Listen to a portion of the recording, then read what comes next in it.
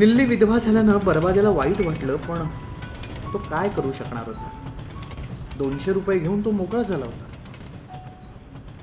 त्याची निल्लीवर सत्ताच नव्हती, होती ती फक्त दल्लारामची. निल्ली दिल्या घरी नांदू लागली, परंतु तिचं तारुण्य तिला हैराण करू लागलं. तिच्या कोमल भावना तिला निजू देईना. ती मनातल्या मनात झुरू लागली. ती खिन्न झाली होती. कसल्या तरी झळा तिला लागत होत्या, चटके बसत होते. अजून किती वर्ष आपण या घरात अशीच काढणार? हा जन्म कसा जाणार या विवंचनेत ती होती. या चिंतेनं ती होरपळून निघत होती. जणू तिच्या नुकत्याच फुलणाऱ्या कळीवर निखारा ठेवला गेला होता. समोरच्या पालातला हैदऱ्या निल्लीकडे सारखा पाहत होता. रोज तासनतास टक लावून पाहत होता. निल्ली जेव्हा जेव्हा त्याच्याकडे पाही तेव्हा तेव्हा त्याचे डोळे तिच्यावर रोखलेले असत. त्याच्या नजरेला नजर भिडताच निल्लीला कसनुसं वाटे. तिच्या हृदयात विलक्षण लहर तरंगत राहील. पुढं पुढं हैदऱ्याच्या नेत्राला नेत्र भिडताच निल्लीच्या अंगात विद्युत संचार होऊ लागला आणि मग ती हैदऱ्याचाच विचार करू लागली.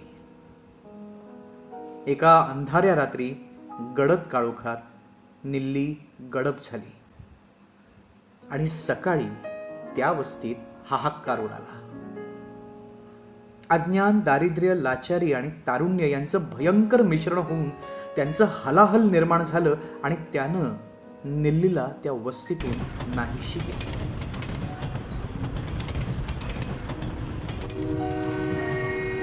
सकाळीच बरबाद्या उठून जवळच्या संडासामध्ये कपडे धुवून स्वच्छ करीत होता.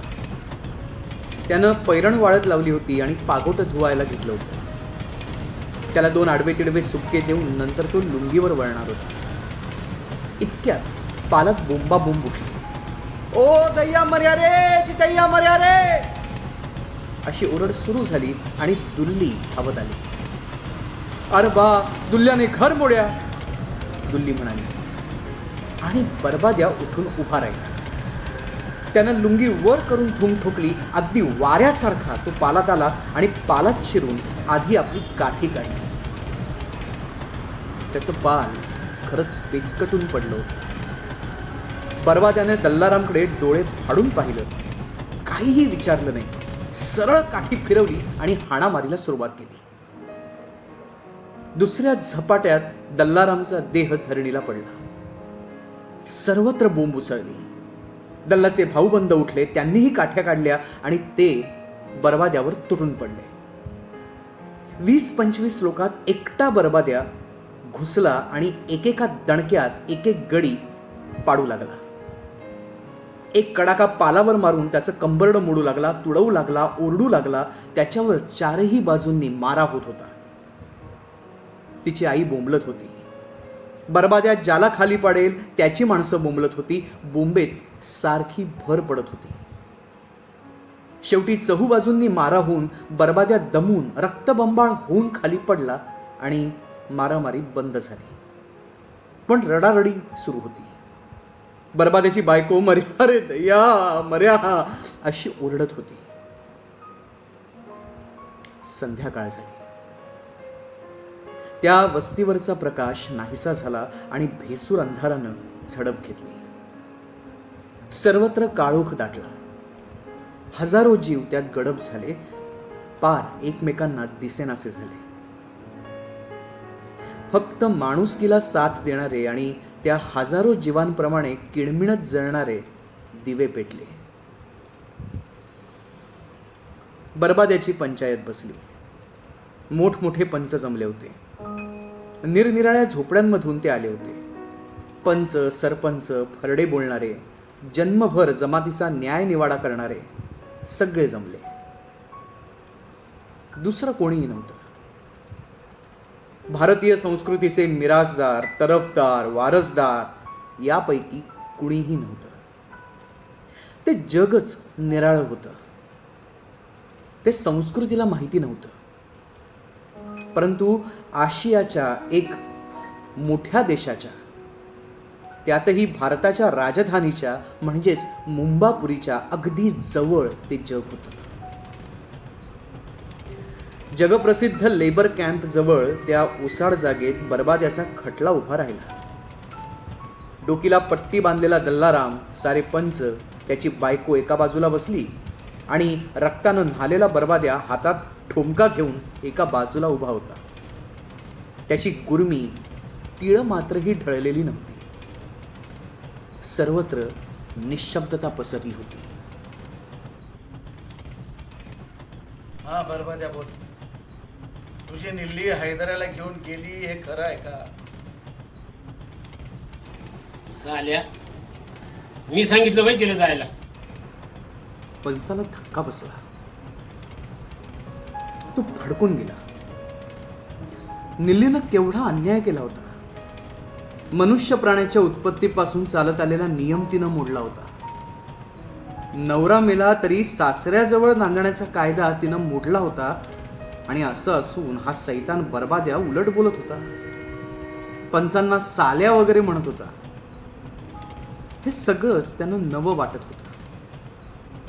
सगळेच लोक बर्बाद्यावर खवळून उठले. ए भडव्या, निल्ली गेली की नाही? तुझा बाप भडव्या, डुकराची अवलाद. अरे तो सैद्या मेला, नरकात गेला म्हणून माझी निल्ली गेली ना.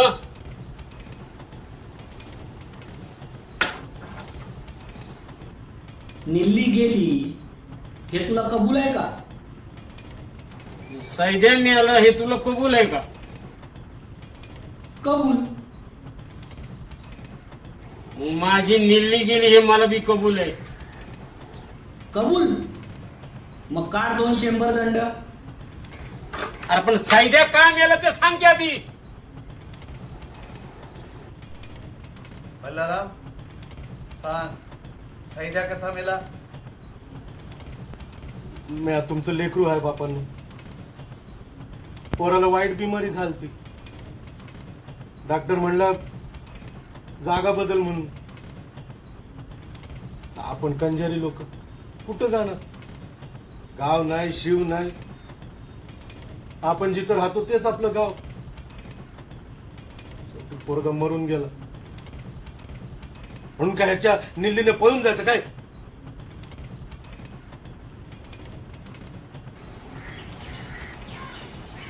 अरे तुझा सैद्या मेला नसता तर माझी निल्ली गेली असती का? बोल. मग काय हिंमत होती तिची जायची? आणि मग टाक की 200 दंड तूच. वा रे वा, मोठा बॅरिस्टरचा बेटा आलाय 200 दंड मागणारा.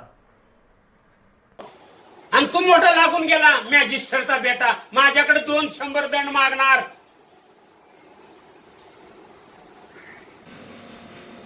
बरबाद्या, हे पंचकी आहे. सरळ बोल, तुला काय सांगायचंय ते. मी दंड देणार नाही. दल्ल्या, बरबाद्या साल्या डुकराची अवलाद आहे. याचा कानच कापला पाहिजे. तू कुत्र्याचा मोत. सरळ बोल, नाही तर दुसरा पाय बी कमावून बसशील. ही जमात आहे आणि हे पंच आहेत, पंच. तेव्हा तोंड आवरून बोल.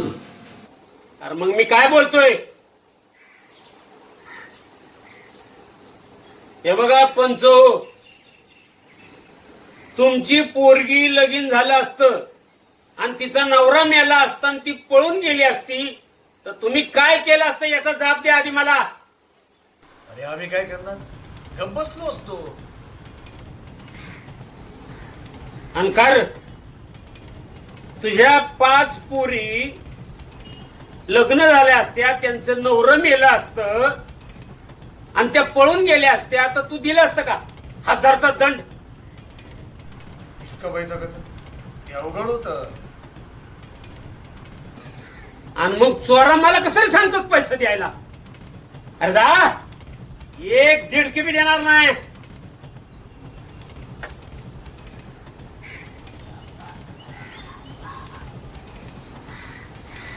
अरे या दल्ल्याला दुसरं घर असतं तर त्याच्या पोराला सैद्याला घेऊन गेला असता हवा बदलासाठी, आणि मग त्याचा सैद्या मिळाला नसता आणि माझी पोरगी बी पळून गेली नसती.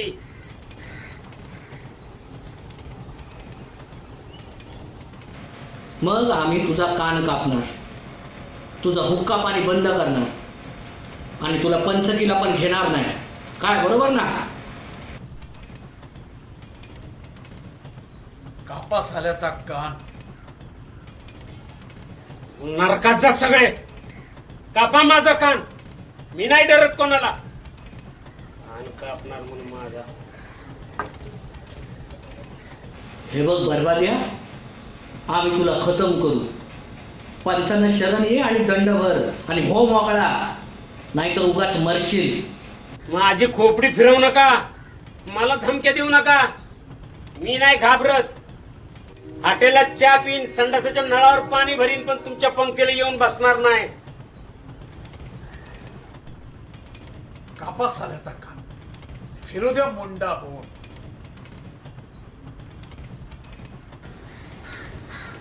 ठीक आहे, कापा कापा डुकरांनो, माझा कान कापा. तोच दुसऱ्यानं एक कुत्रं धरून पुढं आणलं आणि सर्वांनी त्या कुत्र्यावर अबीर गुलाल उधळला. तसा एका पंचानं दिवा पुढं आणला, दुसऱ्यानं कुत्रं पुढं ओढलं आणि तिसऱ्यानं त्याचा कान चिमटीत धरला आणि वस्त्रानं तो खसकन काढला.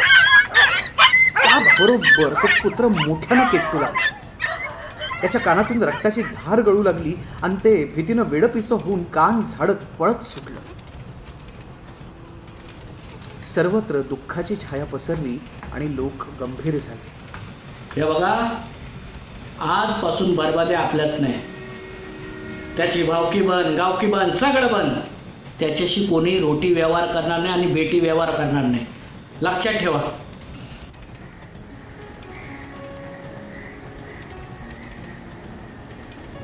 चोरांना माझा कान कापून मला वाईट टाकून लय आनंद मिळाला असेल, भूषण वाटलं असेल त्यांना. पण त्यांना त्यात काय मिळणार आहे? साल्यांना पिलेक पण होत नाही, त्यांच्या रांडा रांडक्या होत नाहीत. पण नाही, साल्यांचा एकेकाचा जाऊन कान कापला ना तर मी पण बरबाद्या नाही. सगळे लोक झोपले होते, पण बरबाद्या कंजारी जागा होता. तो बडबडत होता. काल त्यानं पंचांचा निर्णय झुगारला होता. असं पूर्वी कधीही झालं नव्हतं. जमातीच्या पंचांविरुद्ध बंड करणं सोपं नव्हतं आणि बरबाद्यानं नेमकं तेच केलं होतं. तो स्वतःचा विजय समजून बडबडत होता. मध्यान रात्र उलटून गेली होती, मग त्याला झोप लागली. रातकिड्यांच्या किरकिरीनं वातावरण भरून गेलं होतं. त्या वस्तीतील सगळे लोक झोपले होते, तरी त्यांची मनं मात्र बोलत होती, लढत होती, कढत होती आणि उसासेही टाकत होती. बरबाद्या कंजारी, लेखक अण्णाभाऊ साठे. धन्यवाद. आमची ही कथा तुम्हाला कशी वाटली ते जरूर आम्हाला कमेंट बॉक्समध्ये कमेंट लिहून कळवा. आणि याचबरोबर तुमच्या काही सूचना असतील तर त्याचंही स्वागतच आहे. आमची ही कथा तुम्हाला आवडली असेल तर कृपया आमचं चॅनल अश्वघोष कलाकृती सबस्क्राईब करायला विसरू नका, जेणेकरून तुम्हाला आमचे अगोदरचे व्हिडिओज आणि नव्यानं येणारे व्हिडिओज नियमितपणे पोहोचत राहतील. सगळ्यात महत्त्वाची विनंती, आम्ही सगळे कलाकार आमच्या घरात राहूनच हे काम करतो आहोत. तुम्हीही तुमच्या घरात राहा, सुरक्षित राहा, दक्ष राहूया, कोरोनाला हरवूया.